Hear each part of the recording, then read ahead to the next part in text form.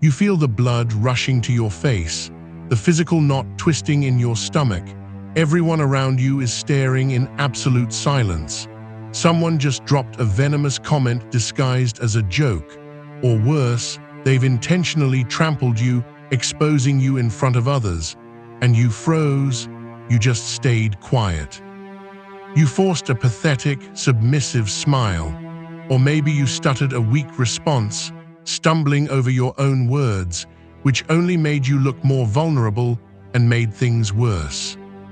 That same night, you lay in bed staring at the ceiling, replaying the scene over and over and over again in your head, thinking about all the brilliant words you should have said, about how you should have destroyed that person right then and there. But you didn't, and now that silence is slowly eating you alive from the inside. That constant burning in your chest isn't sadness. It's your ego bleeding. It's the humiliation injecting poison straight into your nervous system. We live in a pathetic society that has brainwashed you. Modern gurus tell you that you must be the bigger person. They tell you that revenge only poisons you. They recommend taking a deep breath, meditating, letting go, and forgiving the one who just spit in your face. What a perfectly convenient lie to protect predators. Let me tell you the harsh truth that therapists and modern morality don't dare to mention. When you forgive a humiliation without any real consequences, you are not morally superior. You are pure and simple prey. You are sending a bright, clear signal to the entire world that your respect is free, that anyone can walk all over you, wipe their feet, and walk away completely unscathed. Think about it for a second. Remember that mediocre boss who belittled you in the meeting to inflate his own authority. Remember that cowardly friend who uses your deepest insecurities as a punchline at parties, only to hide behind the excuse, "It was just a joke, don't be so sensitive." Or that partner who makes you feel minuscule with a single look of contempt. They don't feel guilty. They aren't sitting at home losing sleep, thinking about how they hurt you.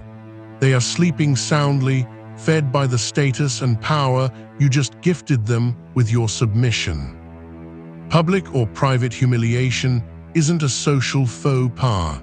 It is a calculated act of war. It is a deliberate attempt to assassinate your hierarchy. And in war, the one who doesn't strike back with disproportionate force is condemned to live the rest of their days on their knees. This is where we leave the sheep mentality behind, forever. If you are going to survive in this world full of wolves in sheep's clothing, you need to stop acting like a wounded victim. You have to start thinking like a demented and ruthless general. And there is no mind more lethal, cold, and calculating in the entire history of human conflict than that of the legendary strategist Sun Tzu. Over 2,000 years ago, in ancient China, Sun Tzu didn't write a self-help manual to make you feel better. He wrote The Art of War, a dark, mathematical treatise on how to completely annihilate the morale, psychology, and position of your enemy, preferably without lifting a single finger and without getting your hands dirty. Sun Tzu perfectly understood something you have forgotten. Wars are not won by yelling the loudest at the moment of the offense. The true destruction of an enemy does not happen in the middle of a heated argument where you lose emotional control. True destruction happens in the shadows. It happens in silence. All warfare is based on deception, the master dictated. If you react explosively when humiliated, you are showing them all your cards. You are telling them exactly how much it hurt and where your weakest point is. You are playing their game. You are a puppet. Starting today, you are going to bury that childish need for immediate justice. You are going to take that resentment that keeps you awake and bottle it up. You will patiently distill it until it becomes a lethal acid. Because we are not going to seek a stupid apology. That is for the mediocre. We are going to dismantle, piece by piece, the mind of whoever dared to disrespect you. We are going to make them wish they had never spoken your name. Welcome to the silent war. We've been sold the biggest pyramid scheme in human history, and you bought it without asking questions. It's called unconditional forgiveness. Since you were a child, you've been indoctrinated with a loser's script. They told you that good people forgive, that true nobility lies in letting the offense go, that you shouldn't get your hands dirty because karma will take care of punishing those who wronged you. What a beautiful fairy tale, and what a wonderfully convenient tool for predators.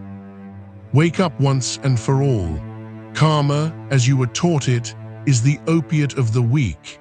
It is the imaginary comfort of those who lack the courage and the power to defend themselves. If you sit around patiently waiting for the universe to punish the one who trampled you, you will grow old waiting. The universe is cold. It is indifferent to your suffering.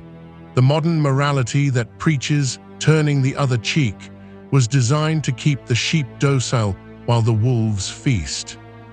When you forgive someone who intentionally humiliated you, you think you are demonstrating moral superiority. You think you are healing. But do you know what your attacker's mind actually processes? They don't see your nobility. They see your lack of a spine. They see a green light screaming at them. You can do it again, and there will be no consequences. Given forgiveness is an open invitation for future disrespect. It is a ruinous transaction where you trade your dignity for a false, cowardly peace. Sun Tzu didn't believe in karma. He believed in the physics of power. In the first chapter of his magnum opus, he establishes an absolute and chilling law. The art of war is of vital importance to the state. It is a matter of life and death, a road either to safety or to ruin. Read that sentence again, and now apply it to yourself. You are your own state. Your dignity, your reputation, your personal authority in front of your family, your colleagues, or your partner, all of that is your sovereign territory. When someone humiliates you, they aren't making a bad joke. They are crossing your borders. They are invading your territory with the intention of plundering your status to elevate their own. And according to the Chinese general, when war knocks on your door, ignoring it is the direct path to ruin. The problem is you have a Hollywood vision of war. You think fighting means physical confrontation. You think it means yelling, insulting, or throwing punches. That is ape behavior. Sun Tzu despised loud and chaotic warfare. He taught that unavoidable conflict must be handled like high-precision surgery. If your enemy offends you, do not gift them the relief of your anger, nor should you gift them the false relief of your forgiveness. You must inhabit an intermediate, dark, and paralyzing space, that of the pending debt. Starting today, you will view the person who humiliates you not as a human being, but as an obstacle on a chessboard, a mathematical target. Do not feel rage. Rage clouds judgment. Feel tactical curiosity, because while they celebrate their petty, pathetic social victory at your expense, they are completely unaware that they just started a countdown. And you hold the detonator. But to press that button, you first must learn to control your own reflexes. You must learn to swallow blood without it showing in your smile. And that is the art of deception. Your animal instinct screams at you to go for the jugular. When humiliation hits you in real time, your brain chemistry alters. Your amygdala fires up. You want to scream. You want to defend yourself. You want to unleash the most destructive insult that crosses your mind to recover the lost ground.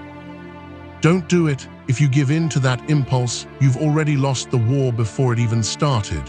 Reacting emotionally at the exact moment of the offense is the equivalent of emptying your magazine by shooting at the sky. It makes a lot of noise.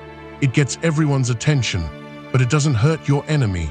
Worse yet, it leaves you completely out of ammo, exposed, and looking erratic and out of control. Whoever loses their temper loses their power, always. Sun Tzu wrote a fundamental rule that separates conquerors from corpses. Appear weak when you are strong, and strong when you are weak. When you are near, make the enemy believe you are far away. When far away, make him believe you are near. This is the pinnacle of the art of deception. Your enemy, that tyrant boss, that sarcastic friend, or that narcissistic partner, feeds on your reactions. When they humiliate you, they are fishing. They want to see your pain. They want to see your rage. They want to prove they have enough power to destabilize your emotional center with just a few words. If you get angry, you confirm their superiority. You are a puppet, and they have just successfully pulled your strings. Therefore, your first tactical maneuver goes against your entire human nature. You are going to smile, not a genuine smile, an empty, harmless, and calculatingly submissive smile. You are going to bow your head just enough. You are going to pretend the blow didn't hurt, or better yet, you are going to pretend you accept your inferior place in the hierarchy they are trying to impose. You are going to give them exactly what their fragile ego is looking for. Why would you do something so seemingly degrading, out of pure, cold military mathematics? Master Sun Tzu teaches us, if your enemy is arrogant, encourage his ego. There is no creature more stupid, blind, and vulnerable on this planet than a human being intoxicated by their own arrogance. When you make your offender believe they have won, that they have completely dominated you, their brain releases dopamine. They relax. They lower their defenses. They stop perceiving you as a threat and categorize you as harmless. That is your golden ticket to their destruction. While they celebrate their supposed victory, while they brag to others about how they put you in your place, you become a ghost. You become invisible, and in the darkness of that invisibility, you begin to sharpen the knife. Imagine it in the real world. You are in a meeting. A colleague steals credit for your work in front of everyone and throws a condescending comment your way to humiliate you. Your first impulse is to expose him right there, to explode. But if you do, he will play the victim card. He will say you are stressed. He will make you look like the unstable one in the office. Instead, you apply deception.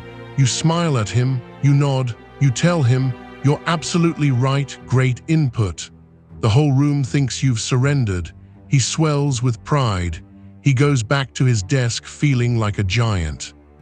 What he doesn't know is that you just signed his corporate death warrant. Because now, believing you are harmless, he will let you see his mistakes. He will talk too much. He will leave his email open. He will trust you with information out of pure, superior carelessness. By inflating his ego, you have completely blinded him. The pain you felt from the initial humiliation doesn't disappear. You are going to use it. You are going to channel it as high-octane fuel to maintain your discipline. Swallowing your pride temporarily is not cowardice if it's backed by a lethal, long-term plan. It is the ultimate expression of self-control. Let them laugh today. Let them feel like kings of the world for a couple of weeks. Arrogance is a terminal illness when you have a strategist moving in the shadows.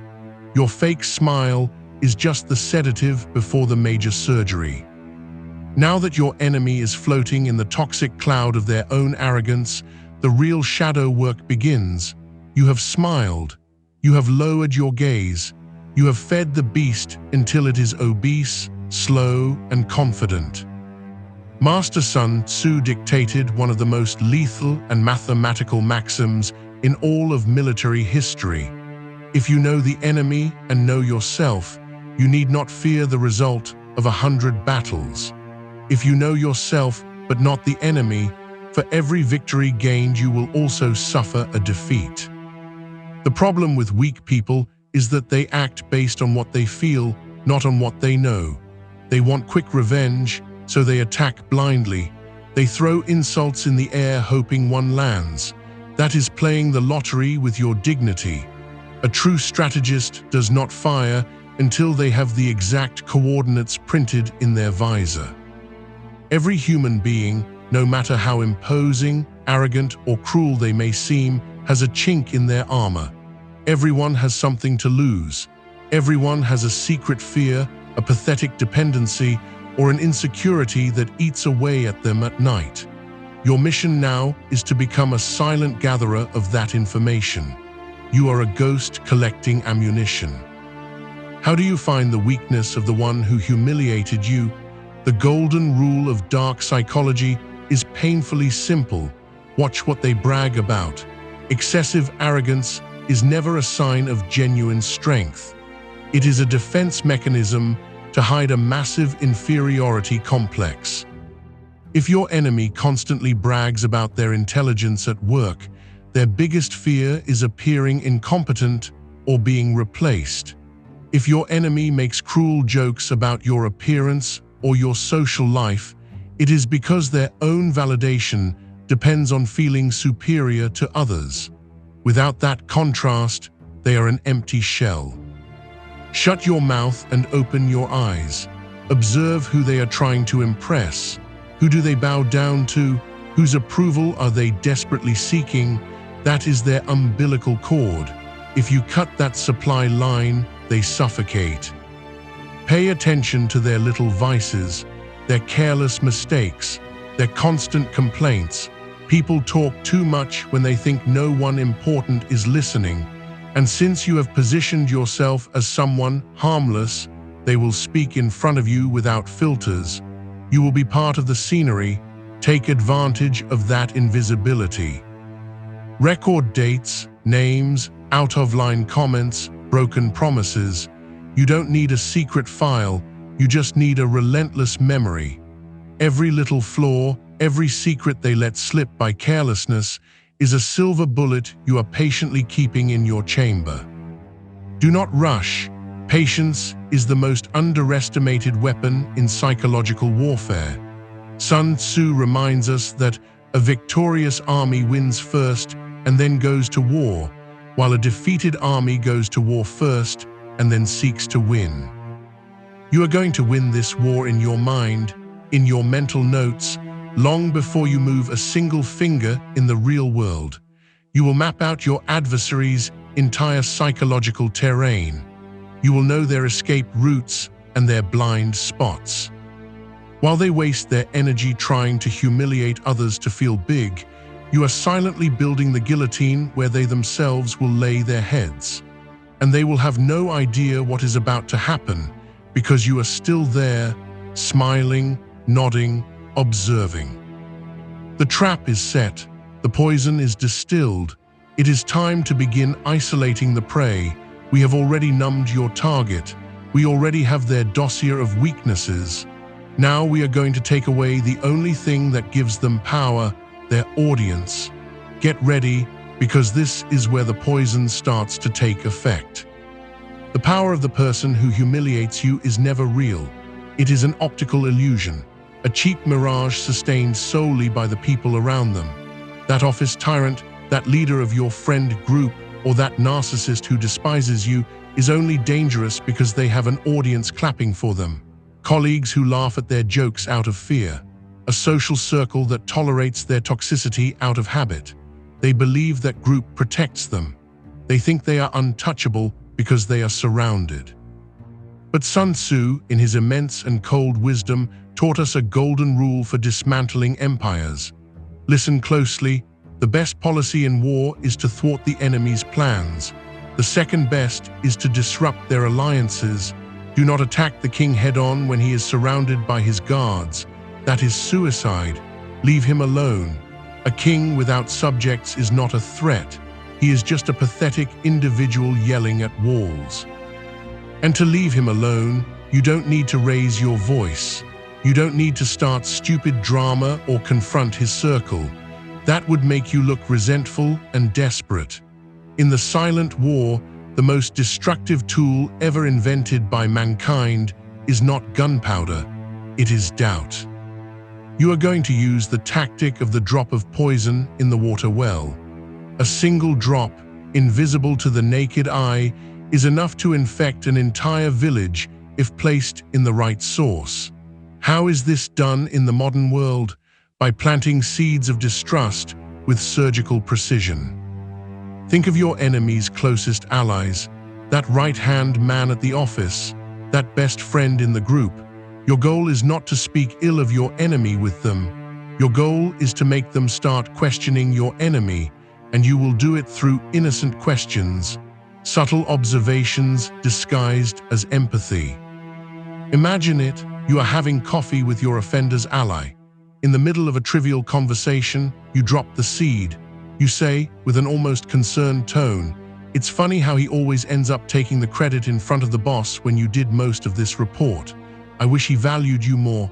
Or in a social context, "Have you noticed how he always makes jokes at your expense when girls are around? It's weird. I always thought he respected you more than the rest."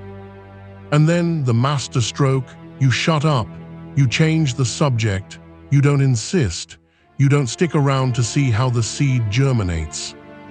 Human psychology is inherently paranoid and selfish. When you insert a doubt about how someone is being treated, their brain cannot help but obsess over it. Suddenly, the ally starts watching your enemy through a magnifying glass. They start noticing the little acts of selfishness. They start resenting that arrogance they previously overlooked. The poison begins to run through their veins, and best of all, they believe doubting him was their own idea. You didn't get your hands dirty. You just lit a small match in a room full of gas. Little by little, the smiles toward your enemy become forced. The invitations stop. Unconditional support turns into cheap excuses. Their allies instinctively begin to distance themselves, like rats abandoning a ship that doesn't yet know it's sinking. And your enemy, blinded by the ego that you yourself previously fed, won't even notice the isolation until it's too late. One day they will look around looking for that validation they are so dependent on, and they will only find empty stares, silence. You have cut their supply lines. You have left them hungry, exposed, and completely alone. The prey is cornered, and now it is time for the execution. The stage is set. The pieces are exactly where you want them. Your enemy suspects absolutely nothing.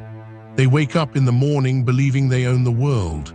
They look around, and although they notice a slight chill in their environment, their immense arrogance prevents them from seeing the dark abyss opening beneath their feet. The time has come, the final phase, the execution. But listen to me carefully. If you think this is the time to scream in their face, to expose them publicly, or to make a dramatic and emotional scene, you have learned nothing. That is cheap soap opera behavior. True destruction, the kind that scars for life, is aseptic. It leaves no traces. It doesn't get your hands dirty. Sun Tzu defined it with a terrifying and mathematical coldness. Attack where the enemy is unprepared. Appear where you are not expected. The worst mistake of a novice strategist is to attack when the enemy is on the defensive or expecting retaliation. If someone expects a blow, they brace themselves for it. They tense their muscles. They rehearse their excuses. They quickly look for allies. The impact is diluted. For a psychological blow to be devastating, humiliating, and irreversible, it must land at the exact second of your adversary's greatest triumph and security. You have to let them reach the top. Let them give that arrogant speech. Let them take that position with an air of grandeur. Let them tell that fake story where they play the victim or the hero. And right there, at the peak of their stupidity, when their ego has them completely anesthetized, you pull the plug. How do you execute this masterstroke? Using all the lethal ammunition you patiently collected in the shadow phase. That hidden fear, that pathetic secret, that incompetence that eats away at them at night. You are going to expose it, but not with fury, rather with the most absolute, chilling, and calculated indifference. Imagine this in real life. Your enemy, the one who humiliated you and made you feel minuscule weeks ago, is at a social event or an important meeting. They are trying to shine. They are at their climax. The audience is listening. You don't interrupt them. You wait patiently for them to finish speaking. And when the natural silence invades the room, you launch your precision missile. A simple question. A cold, irrefutable, and technical comment that exposes their complete ignorance or their lie about a crucial detail. A detail that you know, thanks to your silent espionage, that they do not master and that terrifies them. You say with a calm, bored, almost yawning tone, "That is a fascinating story. It's a shame it completely contradicts the numbers from last quarter that you yourself signed by mistake. But I guess we all have oversights when we don't read the full reports, right?" Dead silence. You didn't insult them. You didn't get upset. You didn't raise your voice a single decibel. You only exposed their profound incompetence in front of the very people they were trying to impress. And here comes the magic of your strategy, because you previously dismantled their alliances, because you already planted the lethal seed of doubt in the minds of their friends or colleagues. No one is going to jump to defend them. No one is going to laugh to relieve the tension. They will stare at them and wait for answers. Answers they do not have. That is the true execution in the shadows.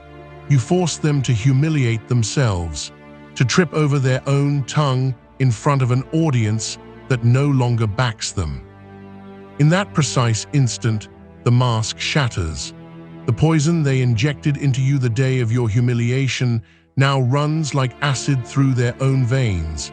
They will feel the heat rising to their cheeks, the suffocating knot in their stomach, the pure terror of seeing how their social or professional status crumbles in slow motion in front of everyone. And what should you do while you watch them drown in their own mud? Absolutely nothing. Watch their fall with the same indifference with which you would watch traffic. Don't smile, don't visibly gloat. The lack of emotion on your face will be the final nail in their coffin. It will show them that destroying them cost you no effort, that they were not a worthy rival, but a simple insect you brushed out of your way to keep moving forward. The perfect execution is one where the enemy understands, in a fraction of a second, that they were playing checkers while you were playing blindfolded chess. There is no going back. Their confidence is fractured forever. Their public image is stained. The debt to your pride is finally settled, but we still have the final act left, the master closure of the victor. The blow has been struck. Your enemy has crumbled in front of their own allies.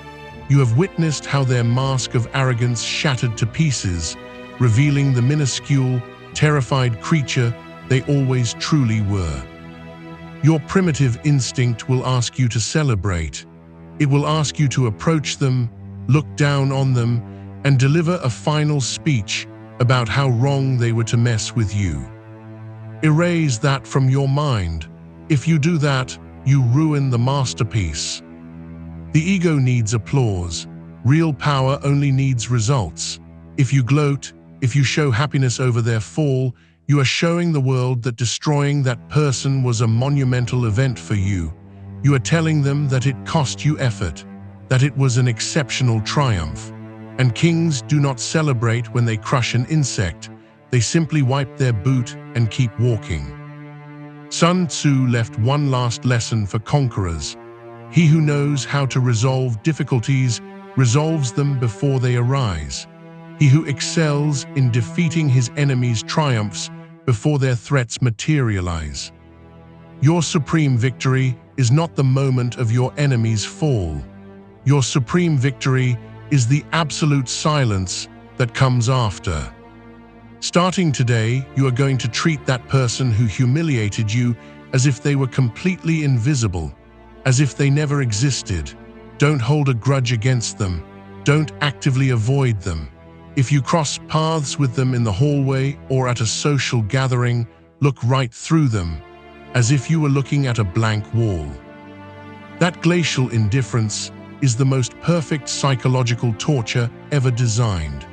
For someone who lived on getting attention and trampling others, discovering that they don't even deserve your hatred is a mortal blow to their psyche. You leave them trapped in their own purgatory without ever giving them the closure or validation of a frontal fight. But the side effect of this tactic is even more powerful. Your silent victory will not go unnoticed by the rest. Humans are hierarchical animals. We sense power in the room. When the people around you see what happened to the last fool who tried to disrespect you, and then they see your impassive, calm, and unalterable face, their perception of you will change forever. They will no longer see easy prey. They won't see the nice guy they can walk all over. They will see a sleeping predator, someone who doesn't need to shout to impose authority, someone capable of dismantling another person's social or professional life without even altering their heart rate. Fear is the most solid foundation of respect. They won't have to love you, but I guarantee they will think 100 times before trying to use your name for a joke or to inflate their egos. You have armored your reputation with steel. You have stopped being the reactive pawn on the chessboard. You have become the player who moves the pieces in the dark. You have learned Sun Tzu lesson. You have destroyed your enemy without drawing your sword. And now you can sit in silence and reign over the ashes. If you've made it this far and taken notes, you are no longer the same person who clicked on this video. You have awakened, but this is only the beginning. The world is full of dark tactics, manipulators, and traps designed to keep you docile, poor, and obedient. If you have the stomach to endure the harsh truth, subscribe to this channel. Leave a comment with the word ashes if you swear you will never bow your head to anyone again.